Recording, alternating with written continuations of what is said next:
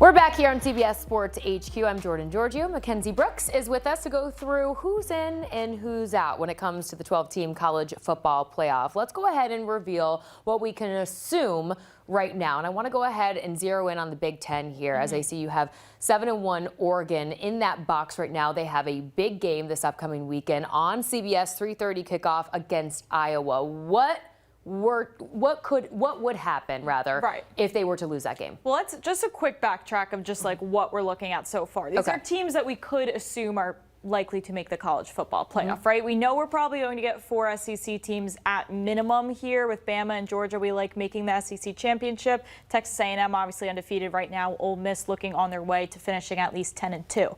Again, with the Big Ten, no one's really going to argue with the revised Big Three, I would say here. But again, Oregon does have a big game this week. They're only 6.5-point favorites here. So we in the Sportsline model do foresee them winning this game and winning out. But hypothetically, if we want to play the hypothetical game, if they were to lose this game to Iowa, we don't have them moving out of the college football playoff, but they'd be a little bit more on the borderline. We call it around like a 56%. So I'm just going to move them down a little bit. Now, Iowa, if they do win this game, they still would have to win out the rest of their games too. And we don't even have them favored to beat USC. So yes, you know, they can keep themselves in the conversation, but when we're projecting the full season through week 12, we don't think they're going to end up making it here. It would just make it a little more wary for a team like Oregon. But again, for now, we still think it's just going to be that Big Three from the Big Ten. Okay, interesting. We'll see how everything kind of shakes out this weekend on CBS. The weather expected to play a big role. We were just talking about that with Chip Patterson. Let's go ahead and shift gears here to the Big 12 now.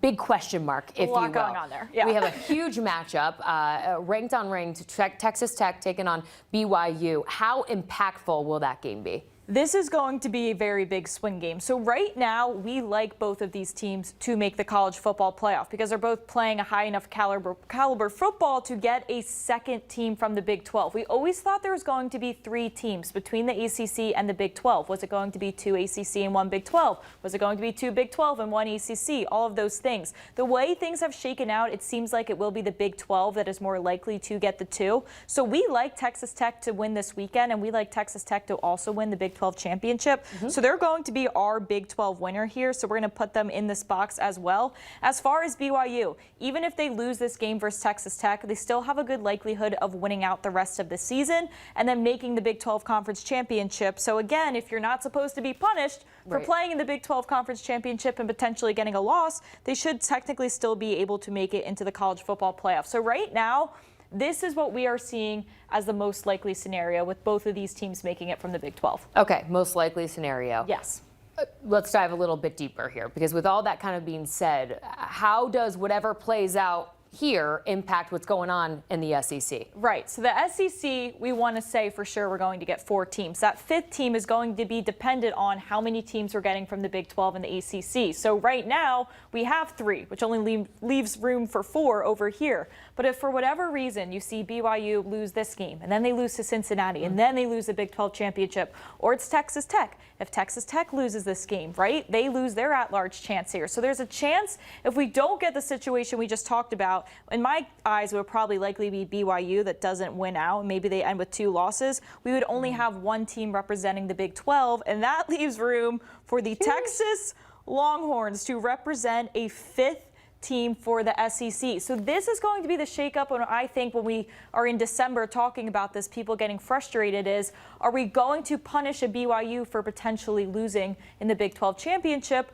and are we going to reward a Texas for not even sniffing close to being in it? So right now, I would assume that the committee would like to take BYU over Texas, but basically we're in a 50-50 shot right now of it being a Texas or a BYU. Like, are we getting a second Big 12 or are we getting a 5th SEC? That's kind of the shakeup you're seeing. We literally give them the same exact % chance of that happening. I just personally think when you add in the committee as well, BYU is going to be the team that they do end up taking here. So we're going to keep BYU here in the Big 12. So that would leave us currently, as we stand going into this week, with 4 SEC, 3 Big 10, 2 Big 12, which I really never thought we would say in the beginning of the season. And then as of right now, Georgia Tech probably just the only ACC. Which is crazy because at one point in the season, we thought there was going to be 2 ACC teams. This team shouldn't even be in the bubble anymore at this point. Crazy to think about. And so the most likely scenario you believe is 1 ACC team then? Yeah. Okay. I mean, the ACC right now is like the Big 12 of last year where everybody's just cannibalizing themselves, right? All of these teams are going to play each other before the end of the year, except Georgia Tech. Georgia Tech's just standing in the corner while everyone beats each other up, and they're like,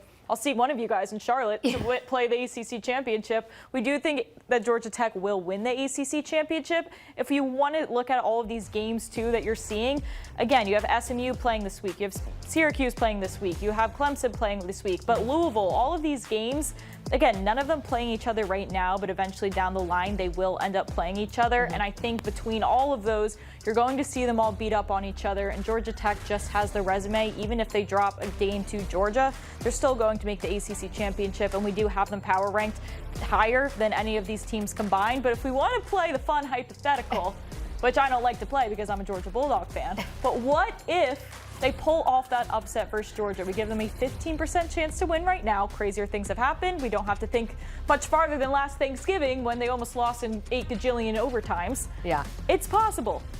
And if we see Georgia Tech lose that game, but then they go, or excuse me, you see Georgia Tech win that game, they go on to the ACC championship, but they lose the ACC championship, we think they will get an at-large bid, and it would go along with whoever the ACC conference champion winner is, which could be Virginia, it could be Duke, it could be one of these teams. So the only way you'd see 2 teams in this box, in my opinion, is if Georgia Tech pulls off the upset against Georgia and then they lose that ACC conference game. I do not foresee that being the case. I think Georgia Tech wins. We get a solo ACC team, 2 Big 12, 3 Big 10, 4 SEC, Memphis representing our group of 5, and Notre Dame just sneaking in there again. Yeah.